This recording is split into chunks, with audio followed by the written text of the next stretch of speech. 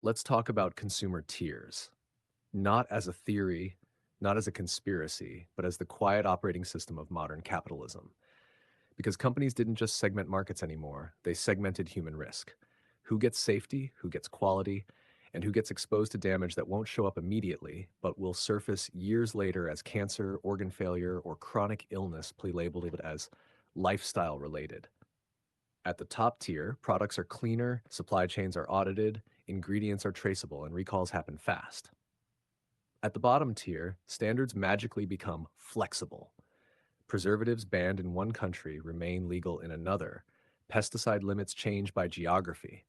Additives are approved not because they're safe, but because they're cheap enough. This isn't speculation. Different regulatory thresholds for the same multinational products exist openly, and companies follow the weakest rules available. That's how consumer tiers work.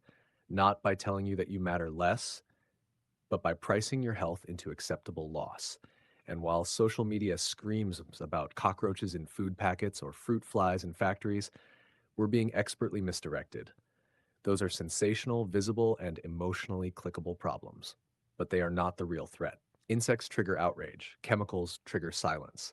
Long term toxicity doesn't trend, hormone disruption doesn't go viral, slow damage doesn't get hashtags, so the conversation stays shallow while the real harm passes through quietly, legally, and profitably.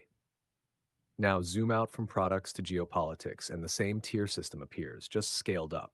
Formerly colonized nations still function as extraction zones.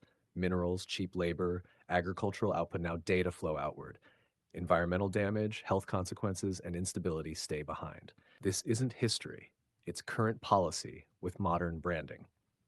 And yet, leaders from powerful Western nations, especially the United States, casually label these countries as backward or shitholes, as if poverty appeared naturally, as if decades of resource siphoning and market manipulation had nothing to do with it.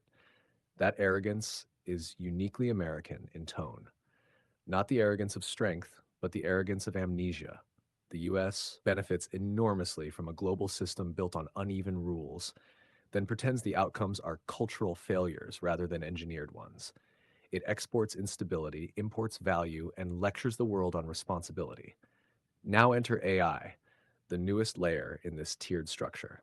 We're told AI will lower costs, increase efficiency, and democratize access. But look at what's actually happening. Prices are going up. Subscriptions are multiplying. Tools that replace human labor are being sold back to the same people whose wages are stagnating. Compute costs, licensing fees, AI powered markups, none of this is absorbed by corporations. It's passed down. AI doesn't benefit the average consumer first, it benefits whoever owns scale, data centers, platforms, patents, distribution. In other words, billionaires.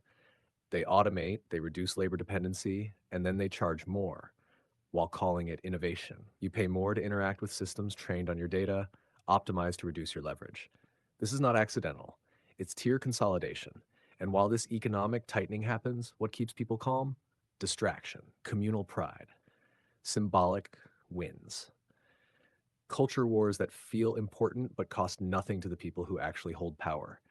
You're encouraged to feel victorious over representation, outrage, or ideological dominance while your material conditions quietly worsen. That's the trick. Emotional satisfaction replaces structural progress. Communal sentiment isn't dangerous by itself, but when it's weaponized to keep you content with less safety, less mobility, less health, it becomes a containment tool. You stop asking why food quality differs by market, why AI savings don't reach you, why entire nations stay poor while fueling global wealth.